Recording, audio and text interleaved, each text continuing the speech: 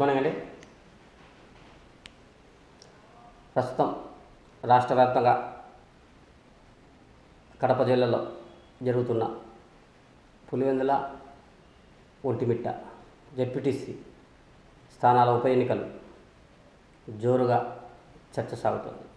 ఈ ఎన్నికల్లో ఎవరు విజయం సాధిస్తారన్న ఉత్కంఠ కూడా నెలకొంది. గత 3 దశాబ్దాలుగా అంటే 30 ఏళ్ళుగా పులివెందుల జెడ్పీటీసీ స్థానం ఏకగ్రీవంగా ఎన్నికైతూనే వస్తుంది. 1995, 2001, 2006, 2021 ఇలా వరుసగా పులివెందుల కోటపై అటు కాంగ్రెస్ జెండా కానీ ఇటు వైఎస్ఆర్సీపీ జెండా కానీ తన విజయ పరంపరను కొనసాగిస్తూనే వస్తుంది. అయితే గతంలో 2016లో అప్పటి టీడీపీ ప్రభుత్వ హయాంలో వైసీపీ అభ్యర్థి లింగమయ్య, టీడీపీ మద్దతుదారుగా రమేష్ యాదవ్ బరిలో నిలిచారు. అప్పుడు కొన్ని అనివార్య కారణాల వల్ల నామినేషన్ల ఉపసంహరణ సమయానికి టీడీపీ మద్దతుదారుడైన రమేష్ యాదవ్ తన నామినేషన్ విత్డ్రాల్ చేసుకొని వైసీపీ తీర్థం పుచ్చుకున్నారు. ఈ నాటకీయ రాజకీయ పరిణామాల నేపథ్యంలో అప్పట్లో లింగమయ్య 8,700 పైచిలుకు ఓట్లున్న ఆ పులివెందుల జెడ్పీటీసీ స్థానంలో అప్పుడు కాంగ్రెస్ అభ్యర్థిగా ఉన్న లింగమయ్య, వైసీపీ అభ్యర్థిగా ఉన్న లింగమయ్య 2,000 పైచిలుకు ఓట్లతో ఆయన మెజార్టీ సాధించి జెడ్పీటీసీగా ఎన్నికయ్యారు. ఇక 2021లో వైసీపీ మద్దతుగా ఉన్న మహేశ్వర్ రెడ్డి ఏకగ్రీవంగా జెడ్పీటీసీగా ఎన్నికయ్యారు. కొద్ది రోజుల క్రితమే జెడ్పీటీసీ మహేశ్వర్ రెడ్డి రోడ్డు ప్రమాదంలో మృతి చెందాడు.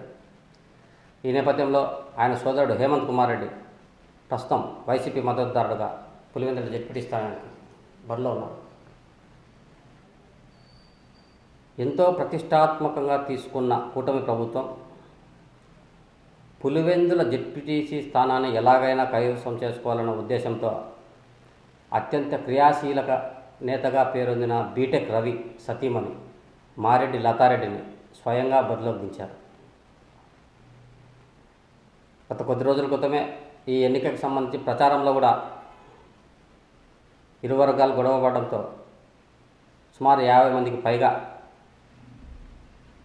కేసులు నమోదయ్యాయి. ఈ నేపథ్యంలో ఇరు పార్టీలకు చెందిన వారిపై కేసులు నమోదయ్యాయి. ఇత్యాది అంశాలను పరిశీలించుకొని పోలీసులు కూడా గట్టి బందోబస్తు నిర్వహించారు. ఒక్కో పోలింగ్ బూత్కి సుమారు 50 మందికి పైగా పోలీసులను బందోబస్తు నిర్వహిస్తున్నారు. ఇకపోతే ప్రస్తుతం పులివెందుల జెడ్పీటీసీ స్థానానికి 10,601 ఓట్లు ఉండగా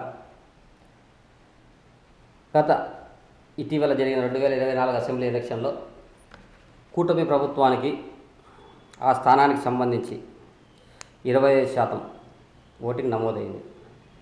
అంటే 10,601 ఓట్ల టోటల్ ఓటింగ్లో 25% అంటే 2,600 ఓట్ల దాకా అప్పుడు టీడీపీకి పోలయ్యాయి. ఇదే అంశమే ప్రస్తుతం పులివెందుల జెడ్పీటీసీ ఉప ఎన్నికపై జోరుగా చర్చ జరుగుతుంది. ఈ అంశంపైనే బెట్టింగ్ రాయలు కూడా తమదంటే విజయం తమదని, కాయ రాజా కాయ అంటూ బెట్టింగ్లు కూడా కాస్తున్నారన్న సమాచారం కూడా మనకు జోరుగా సాగుతుంది. ప్రస్తుతం టీడీపీ మద్దతుదారుగా బీటెక్ రవి సతీమణి మారెడ్డి లతారెడ్డి బరిలో ఉండగా వైసీపీ తరఫున మృతి చెందిన మహేశ్వర్ రెడ్డి సోదరుడు హేమంత్ రెడ్డి, కాంగ్రెస్ మద్దతుదారుడుగా శివకళ్యాణ్ రెడ్డి, వీరితో పాటు మరో 8 మంది అభ్యర్థులు స్వతంత్ర అభ్యర్థులుగా నామినేషన్లు దాఖలు చేశారు. గతంలో ఎప్పుడూ ఇక్కడ స్వతంత్ర అభ్యర్థులు కూడా నామినేషన్ దాఖలు చేసేవారు కాదు. కూటమి ప్రభుత్వం ప్రతిష్టాత్మకంగా తీసుకోవడంతో ప్రస్తుతం ఆ స్థానానికి 11 మంది అభ్యర్థులు నామినేషన్ దాఖలు చేశారు. ఇవాళ 11, రేపు 12వ తేదీన ఇందుకు సంబంధించి పోలింగ్ జరగనుంది. 14వ తేదీన ఫలితాలు వెలువడనున్నాయి. ఇకపోతే గతంలో 2023లో కుప్పంలో జరిగిన జెడ్పీటీసీ ఎలక్షన్లో కూడా వైసీపీ అభ్యర్థులు అక్కడ కుప్పం స్థానాన్ని కైవసం చేసుకోవడం జరిగింది.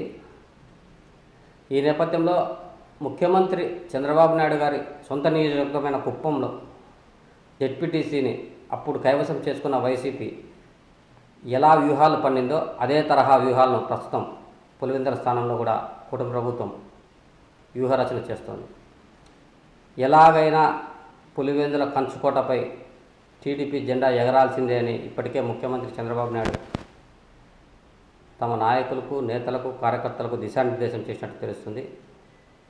ఈ నేపథ్యంలో పులివెందులలో హేమంత్ కుమార్ రెడ్డి తరఫున అవినాష్ రెడ్డి ఎంపీ, కడప ఎంపీ అవినాష్ రెడ్డి జోరుగా ప్రచారం చేస్తున్నారు.